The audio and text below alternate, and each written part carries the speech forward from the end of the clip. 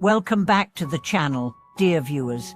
I am so grateful for your ongoing support, and I'm excited to dive into a topic that is truly essential for anyone on the path of spiritual practice.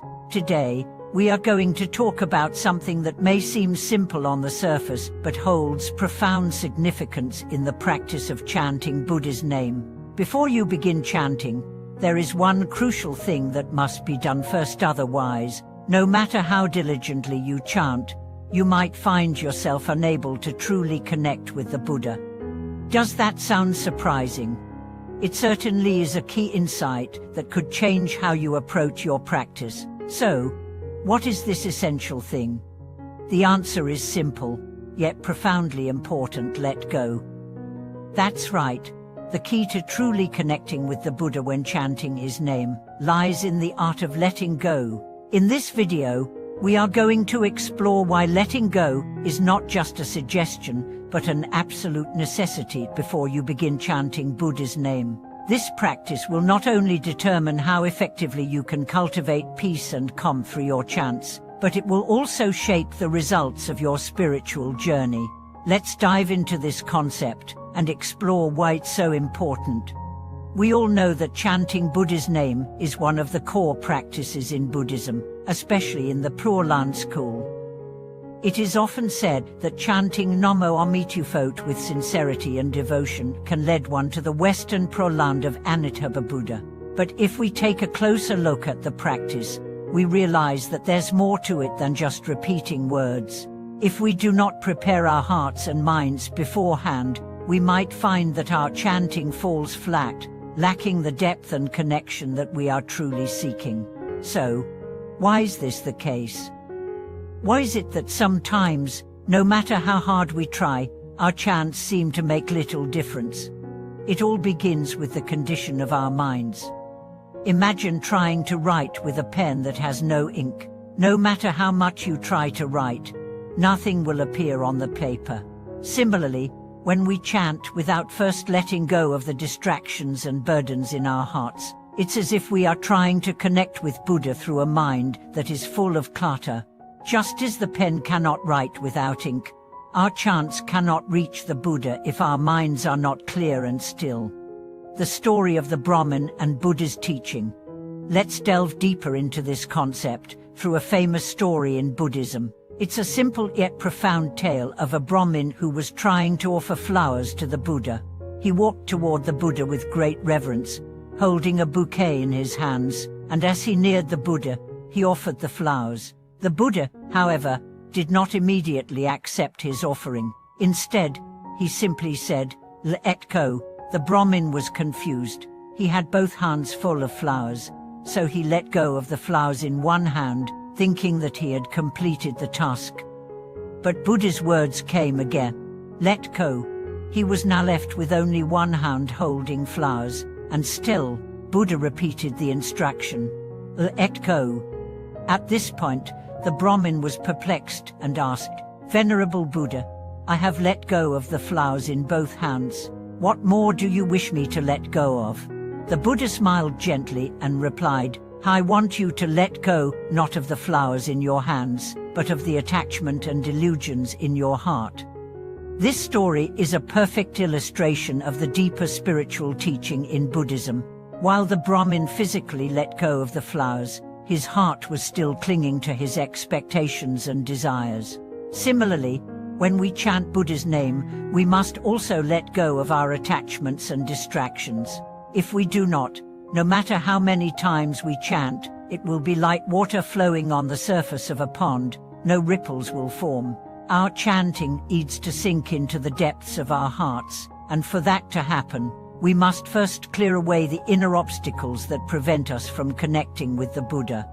The role of the mind in chanting. When we practice chanting, we often focus on the outward act, the movement of our lips, the sound of our voice, the recitation of the words. But true chanting is not about the external form, it's about the internal state of the mind. In the Buddhist tradition, it's said that when the mind is not at peace, the Buddha does not respond. This means that if our mind is filled with distractions, anxieties and attachments, our chanting will lack sincerity and depth. So, what does it mean to let go before chanting? First, it means letting go of external attachments. These might include our worries about the future, our concerns about our relationships, or our desires for material success. When we chant, we must leave these attachments aside. Our mind cannot be focused on "I want this, I need that," or "I must have this in order to feel fulfilled." Instead, we must approach our practice with an attitude of surrender and trust, understanding that the things of this world are fleeting and temporary. The importance of emotional release. Next, letting go also means releasing emotional baggage. How often do we bring anger, sadness, guilt, or fear into our spiritual practice? These emotions can cloud our hearts, making it impossible for us to truly connect with the Buddha. Letting go of emotions doesn't mean suppressing or denying them. It means acknowledging them and then releasing them, so that they no longer control our actions or thoughts. When we chant with a heart free from anger, jealousy, and sorrow, the words of the Buddha's name can sink into our hearts, healing and purifying them. The challenge of letting go. Perhaps the most difficult aspect of letting go is letting go of the self. In Buddhism, the self, our ego, our sense of "it," is the root cause of many of our attachments and suffering. We cling to the self because we fear loss, we desire control, and we want to protect our identity. But true spiritual practice requires that we let go of the "it" and surrender to something greater than ourselves. When we chant Buddha's name with an attachment to the self, whether it's the desire for recognition, success, or personal gain, we are not truly chanting from the heart. Instead, we are using the practice to feed our ego. True chanting requires that we let go of this sense of "I" and surrender ourselves completely to the Buddha's teachings. How to practice letting go. Now that we understand why letting go is essential for connecting with Buddha, let's explore how we can cultivate this practice. First, it's important to take time each day to clear the mind before chanting. This might involve sitting in stillness for a few moments, focusing on the breath, and allowing any distractions to fade away. Before you begin chanting, ask yourself, am I truly ready to let go? Am I willing to release my attachments and distractions? If you find that your mind is filled with worries or desires, take a moment to acknowledge them, and then set them aside. Trust that, in this moment, your only task is to chant with sincerity and devotion. As we close today's exploration, I invite you to reflect on your own practice. Have you been able to let go before you begin your chanting? If not, what might be preventing you from doing so? Remember, the path of spiritual practice is not about perfection, but about sincerity.